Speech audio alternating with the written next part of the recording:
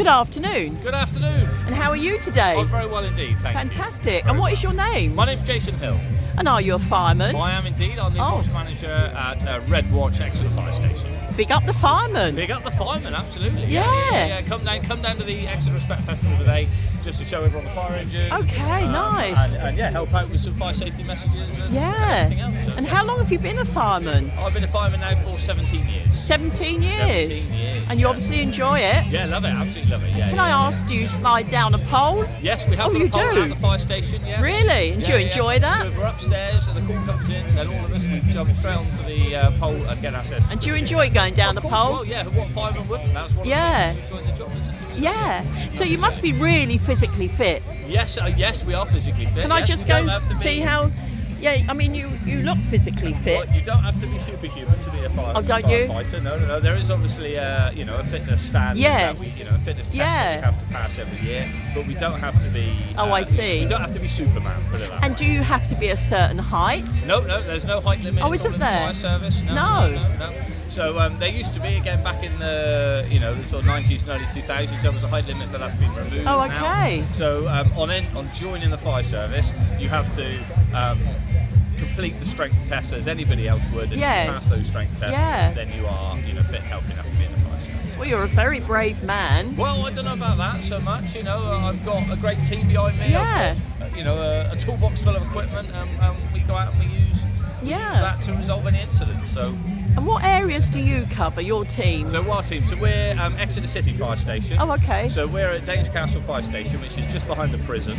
Right. And we predominantly cover the city centre, the other side of the river, so Exwick, Cowick and Alphington, around there. And then we also cover the western side of the city, really up until the Barrett Road junction. That's a lot of areas, isn't it? So basically the city centre. We are the Exeter station. Yes. Right. Well, before we look inside your fire engine, shall we say a quick hello to you guys? Get their names. Hello to our guys. You want to? Yes. This is Andrew. Andrew. Andrew here, and this is Josh. Hi, Andrew. Yeah. And this is that's Neil French at the back there. So this is my team today. Okay. And what was your name? I'm Dave. Dave. But you can ignore me. Are you not a fireman? They do. He's a retired fireman. Oh, he's a retired fireman. He looks quite young to be retired. Yeah, well, he's look closer. Yeah. Well, you're doing a marvellous job. Big up the fireman. Big up the fireman. Definitely. Big up the fireman. Thank you. And do you all wear the same shoes? Yeah, these are our boots. Yeah, so when we get a call out, we wear our over trousers. And do you? Boots, but this is the rig that we wear when we're not in emergency mode. So the fire service provide the boots. Yes, yeah. And do you get a pair every year? No, we get a pair whenever they wear out. Oh, I see. So so sometimes they do a bit longer than that, independently. But yeah. Shall we have a quick look inside? Yeah, we can. Can we? If you can show me a few of your bits. Oh, I see. In there, you mean? So that's wow. So that's what we call our turnout gear. So that's the stuff that we wear. Wow. That's what we wear when we get a call out, basically. Is it really? So if we get a call out in a minute, we'll quickly get changed into those. The boots and the leggings are there, the jackets are there. I see. And the helmets are in the cubby holes behind. Yeah. So then we can. So if we get called out now, we can be completely ready. We can sign out and then we can go. Okay. We're just doing this for YouTube. Can we have a look at this, please? We can, yes. So we got here. This is our sort of general equipment within these lockers here. So this is a new bit of equipment that we've recently. Oh, is it? This is a positive pressure ventilation fan. This one. Right. So basically, it's a great big fan, battery powered fan. So if we get to any property fire now, or any fire in a building, we use this to blow the smoke out of the building. Yeah. It makes it safer for the crews that are inside, as we've got rid of all of the hot gases and everything like that. Yeah. And obviously, if anyone is in there, we're providing them with fresh air. Yeah. And how long you had this? This is a new bit of kit, and we've only had this fire engine for about 3 or 4 months. Oh, have you really? So it's a brand new fire engine, brand new equipment. Oh, that's nice. That's good. That's good. We've been looked after. Yeah. This looks all clean, doesn't it? So yeah, absolutely. Yeah, everything's clean and tidy. Obviously, we clean everything after any given incident anyway.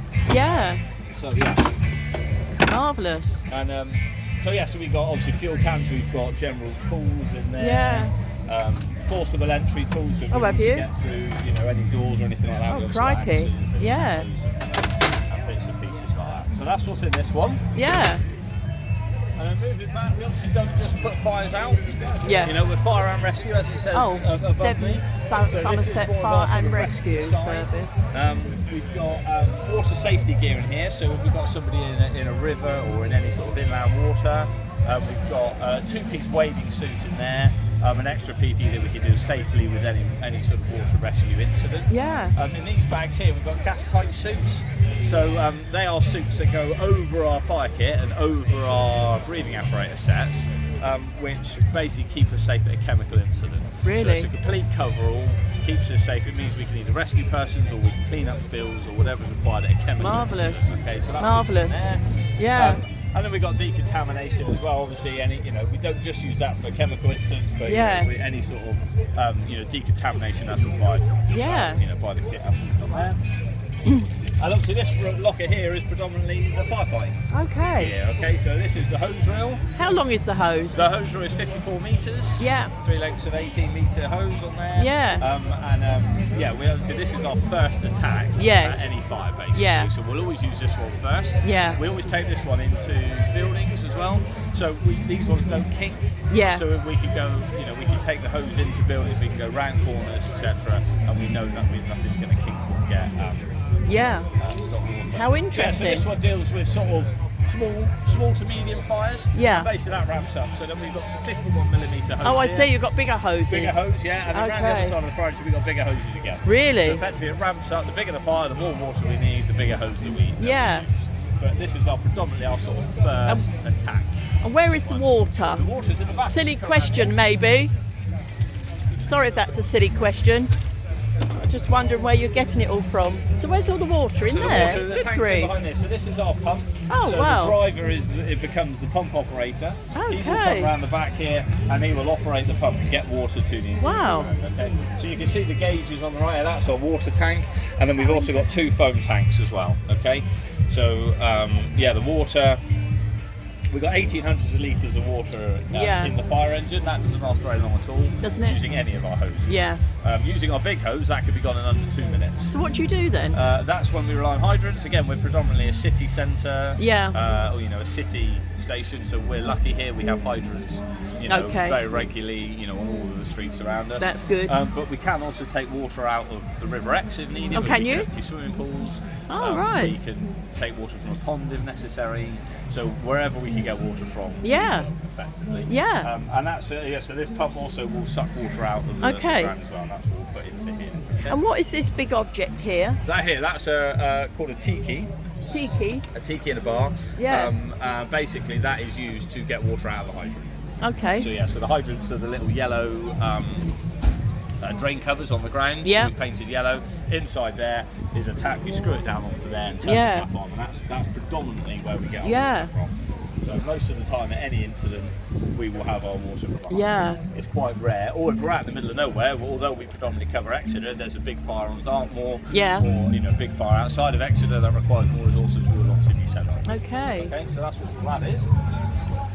And then I'll show you around here quickly. I'll just get my.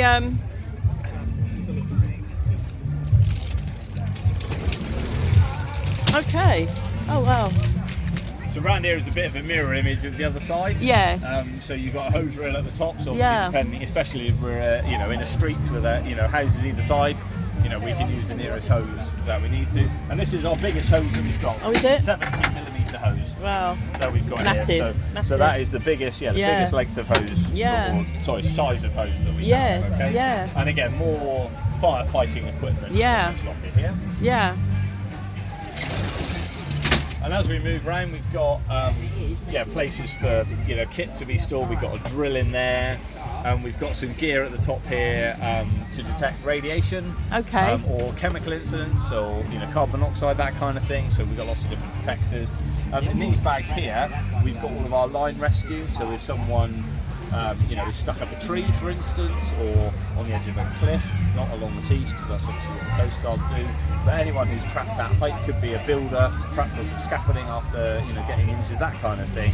we rescue them as well using the ladder that's on top of the fire engine. Yeah. And in here we've got lots of lights, harnesses, that kind of thing. All right? You must be kept so busy. Yeah, that's it. Yeah, so we've got a lot to do. Yeah. In that locker there that my colleagues on, that's where we got all of our road traffic collisions. Oh, okay. Yeah, so that's all our hydraulic rescue stuff. Again, all brand new on this fire engine, and It's awkward to get there at the moment, isn't it?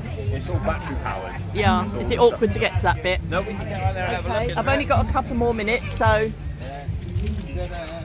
let's have a quick peep in this one. Yeah, if you look back at those. You're in the way now, Lucas. Yeah, right. Okay, we've seen all of the So fire that's a engine. cutter and a spreader, basically. Yeah.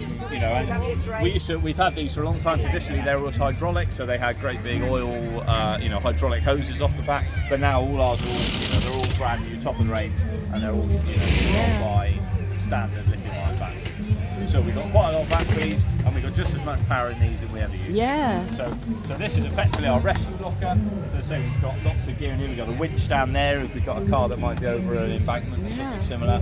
We've got defibrillator with first aid.